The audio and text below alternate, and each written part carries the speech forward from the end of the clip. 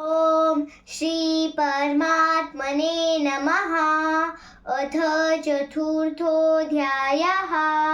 श्रीभगवानुवाच इमं विवस्वते योगं प्रोक्तवानहमव्ययं विवस्वान् मनवे प्राहो मनुरिक्ष्वाकवे ब्रवीत् एवं परम्परा प्राप्तम् इमं राजर्षयो विदुः सकाले नेह महता योगो नष्टः परन्तप स एवायं मया तेद्य योगः प्रोक्तः पुरातनः भक्तोऽसि मे सखा चेति रहस्यं ह्येतदुत्तमम्।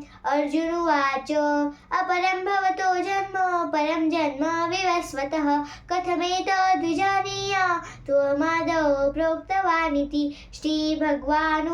भगवानुवाच बहुनि मे व्यतीतानि जन्मानि तव चार्जुन तान्यहं वेद सर्वाणि न त्वं वेत्थ्य परन्तप अजोऽपि सन्निव्ययात्मा भूतानामीश्वरोऽपि सन् प्रकृति स्वामधिष्ठाय सम्भवाम्यात्ममायया यदा यदा हि धर्मस्य ग्लानिर्भवति भारत अभ्युत्थानमधर्मस्य तदात्मानं सृजाम्यहं परित्राणाय साधूनां विनाशाय च दुष्कृतां धर्मसंस्थापनार्थाय सम्भवामि युगे युगे जन्म कर्मं च मे दिव्यम् एवं यो वेत्ति तत्त्वतः त्यक्त्वा देहं पुनर्जन्म नैति मामेति सोऽर्जुन।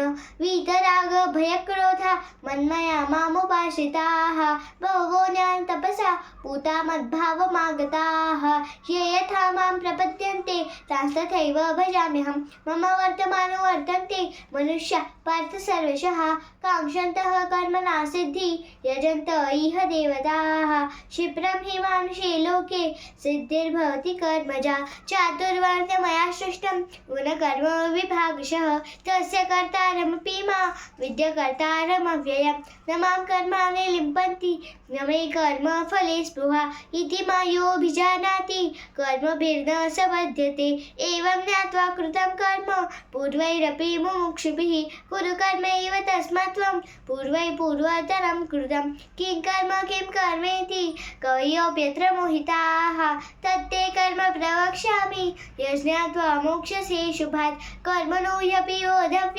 बोधव्यं च विकर्मणः अकर्मणश्च बोधव्यं गहना कर्मणो गतिः कर्मण्यकर्मय पश्येद् अकर्मणि च कर्मयः स बुद्धिमान् मनुष्येषु स युक्तः कृत्स्नकर्मकृत् यस्य सर्वे समारम्भाः कामसङ्कल्पवर्जिताः ज्ञानाग्निदग्धकर्माणं तमाहुः पण्डितं बुधाः। त्यक्त्वा कर्मफलासङ्गं नित्यतृप्तो निराश्रयः कर्मण्यभिप्रवृत्तोऽपि नैव किञ्चित् करोति सः निराशीर्यत चित्तात्मा त्यक्तसर्वपरिग्रहः शारीरं केवलं कर्म कुर्वन्नाप्नोति किल्बिषम्। धन्यवाद।